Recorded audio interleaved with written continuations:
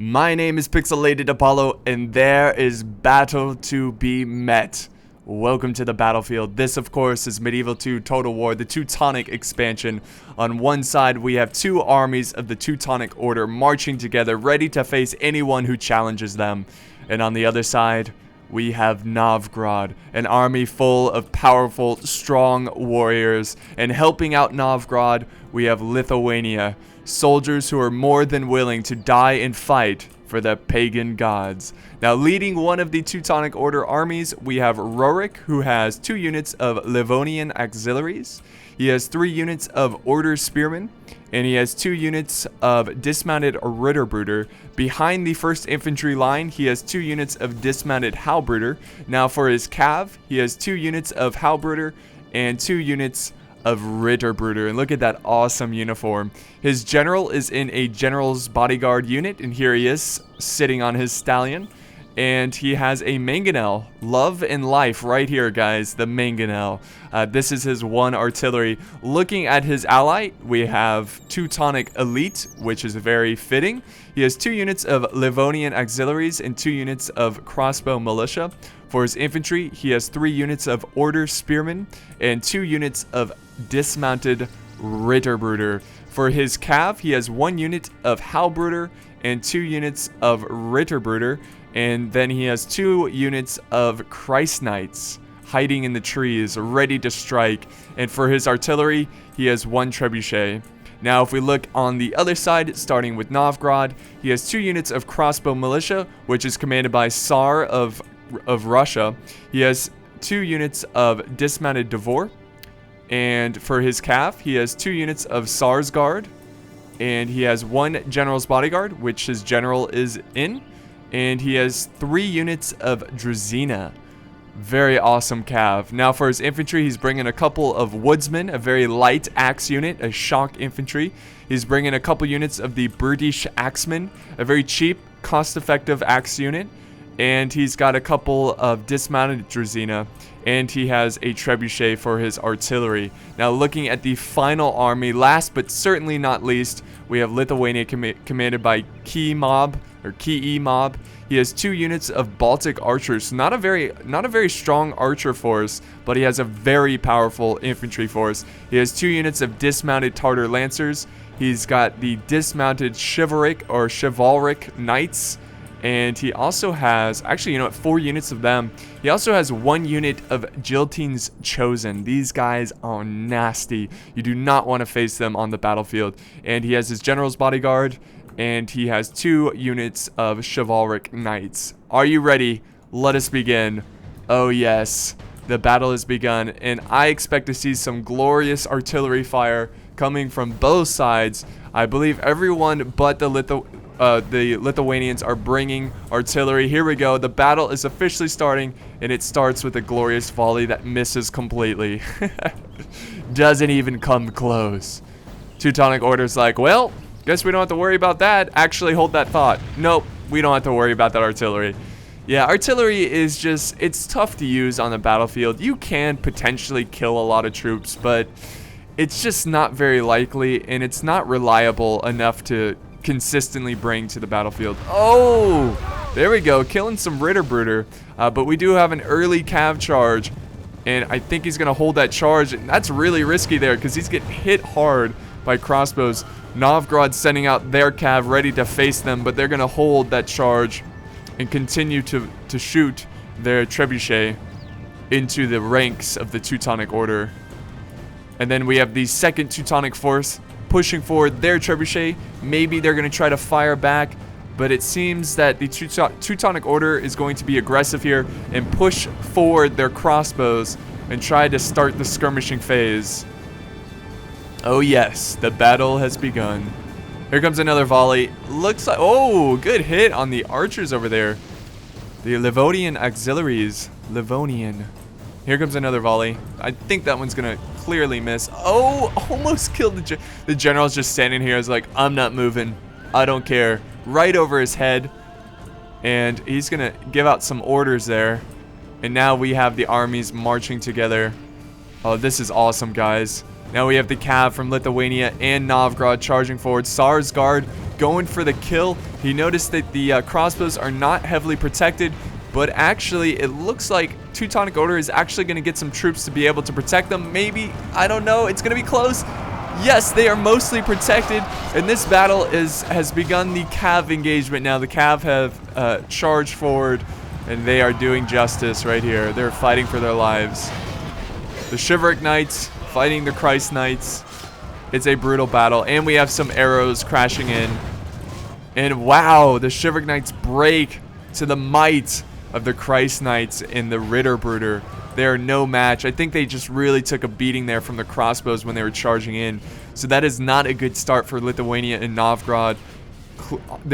Obviously, they were defeated there with their Cav, and now they're going to have a huge disadvantage by not having a very strong Cav force. So this is a great start so far for the Teutonic Order. They really need that trebuchet to get some good hits, though, if they want to try to turn this around. It looks like both sides are taking a rest here, getting ready to send forward their skirmishing units. Actually, you know what? It looks like they're already firing. Here comes this volley. Oh, yes. Oh, imagine being in this unit and you're like, please, no, miss. Oh, thank God. Don't hit me. But the crossbows are taking some heavy fire. If we look at the positioning over here, it's a pretty good positioning. They do have the high ground. Oh, and the trebuchet now is firing back from Lithuania. I just can't wait until he gets that mangonel in range. It's really not going to do much. I don't think mangonels are that great for pitch battles, but who knows what will happen. Maybe it'll just slaughter everyone, and that's why we love it so much.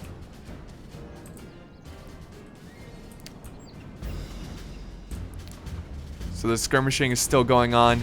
More artillery crashing down. Ooh, that was close, right into the British Axemen. But if we notice off into the distance, we see some Cav going around the flank. So it looks like they're going to focus most of their Cav over here, and they're going to charge for the Lithuanians. They have nothing protecting their infantry here.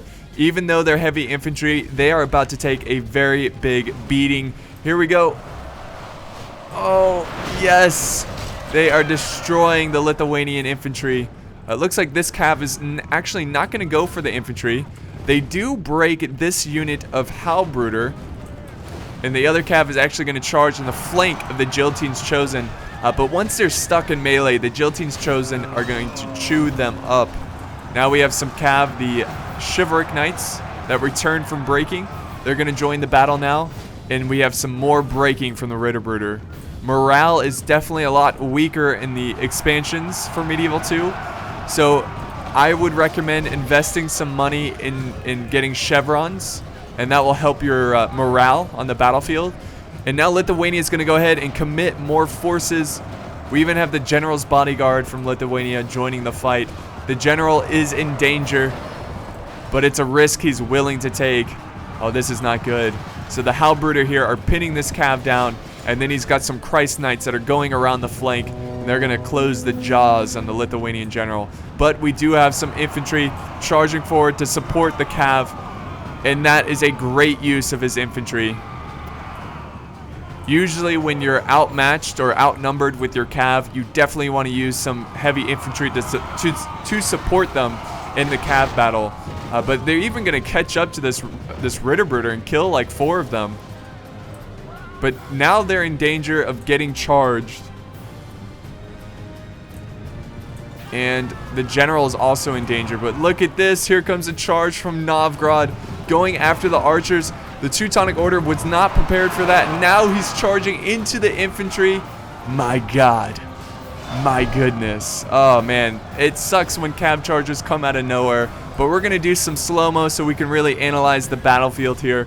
So we've got the Druzina cleaning up some of Teutonic Order's Cav. Looks like they're going to come crashing at the flank of this Ritterbruder, who are pinned down by another unit of Druzina. We have this Sarsgaard now retreating, and we have a Mangonel crashing down on the battlefield. Here comes another barrel. It looks like an exploding sun in the sky, and the Sarsgaard charge forward to face their enemy.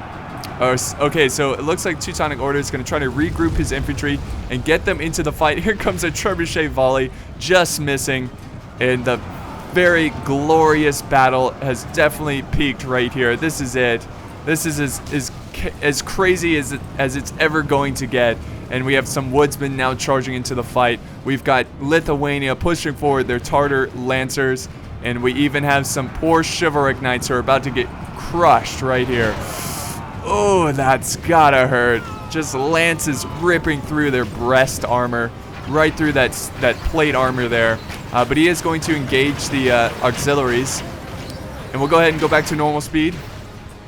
And we'll go back to this fight over here, because this is where most of the action is taking place. The Berdish Axemen trying to kill these Ritterbruder and Halbruder. Oh my goodness. Wow. Oh man. A lot of deaths there in that artillery volley. That actually caused some of them to break. Oh, these soldiers are so timid right now. The artillery. Oh my god. Oh my god, that just wiped out a whole bunch of Drazina, and that is causing them to chain route. Poor Novgorod just can't handle the might of the mangonel, but they're still holding strong in this flank. And the battle seems to be going in favor of the Teutonic Order. And look at them go. Look at them go. Let's do more slow-mo, because this is too crazy. Here they go. The Order Spearmen facing some British Axemen. Look at this very defiant Tsar's Guard soldier. And there goes the general for Lithuania, which I'm really surprised he lasts that long, because he's been fighting for a while. But look at this guy. Oh, such a glorious uniform. That armor is so nice. But yeah, Lithuania is having a tough time. I think one of the major issues that Lithuania, well, the biggest mistake he made was not bringing enough cav. Cav is king in this game, and only bringing 3 units is not going to be enough. But let's see if they have enough to win this battle. The Tartar Lancers are breaking in the face of the Order Spearmen. We have the Mangonel prematurely exploding and actually killing some of the Ritterbruder. So if they're not too careful, they could actually destroy their entire force with one shot of Mangonel. But back to this glorious fight over here. So as you can tell in the background, we have Lithuania just breaking, running for their lives. I guess they don't really have the stomach to fight and die for their pagan gods. And now we have the woodsmen and British axemen trying to take care of the Order Spearmen. But remember, Novgorod also has the dismounted Devor, which are very good in melee, even though they're an archer unit. So if they could just get them into the fight. Oh, and the trebuchet. Whoa. Oh, here comes a flank from the general of the Teutonic Order, getting his lance wet, getting his sword wet, and more mangonels barrels crashing down. And what a glorious battle. This is great.